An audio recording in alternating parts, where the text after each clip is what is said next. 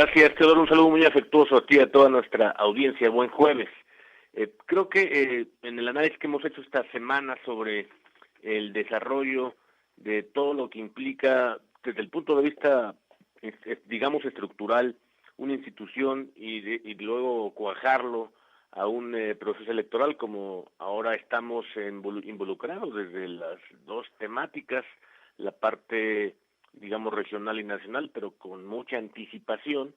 No hay duda que el funcionamiento de ese problema estructural tiene que bajar precisamente a que una institución pueda generar y dar resultados.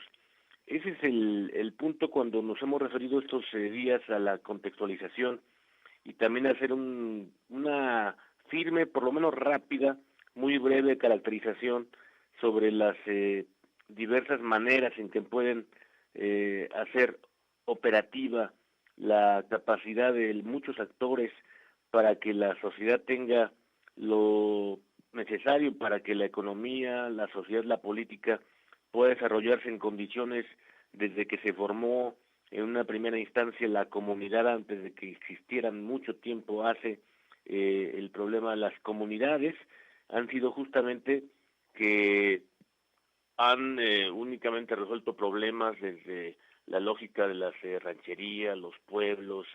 las colonias, como dice muy bien don Gilberto Guevara Niebla. Por eso hemos pasado de allí a las sociedades, en donde ya están involucrados una serie de mecanismos de derechos, de garantías y de conquistas también, que ese es otro ángulo muy interesante que me parece ha logrado la sociedad en su propio desarrollo, en su propia evolución. Y al respecto me parece que este procedimiento que hemos estado observando en su evolución del Frente Amplio por México, creo que por allí también va, porque manifiesta precisamente, en mi opinión, una serie de conceptos que están involucrados en 4 personas concretas, pero que si uno ve uno por uno, cada una de las piezas que han resultado de este procedimiento, bueno, simplemente de Santiago Krill hay que ver justo su propio desarrollo para contribuir con, yo diría, la consolidación de los órganos electorales constitucionalmente autónomos, que es justamente la batalla que dio por lo menos del 94, 96, donde se cuajó su consolidación y desde allí ya no hubo, digamos, retorno para garantizar esa autonomía constitucional. O el caso, por ejemplo, de Enrique de la Madrid, donde claramente estamos observando que hay una biografía marcada por una carrera propia, en donde con luz propia ha tenido su propia desarrollo y también evolución, dando testimonio precisamente de que la administración, la política y el desarrollo no se hace a partir de las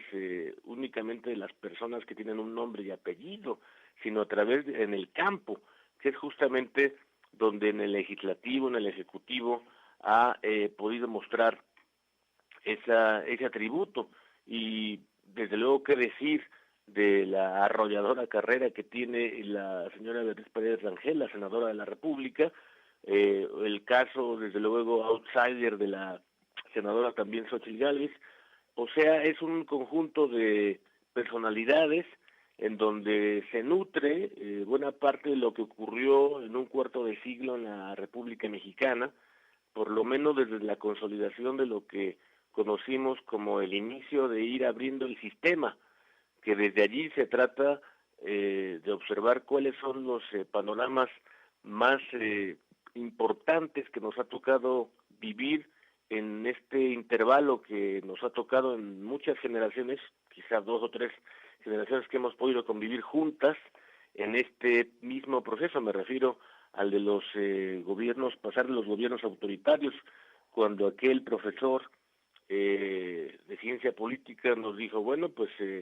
este gobierno no es del todo una dictadura, pero tampoco es una democracia, vamos a llamarle gobierno autoritario, y de allí pasamos en esa consolidación, por ejemplo, de esas 4 personas, muchas más intervinieron desde luego, pero en el caso de esta aportación que hace el Frente,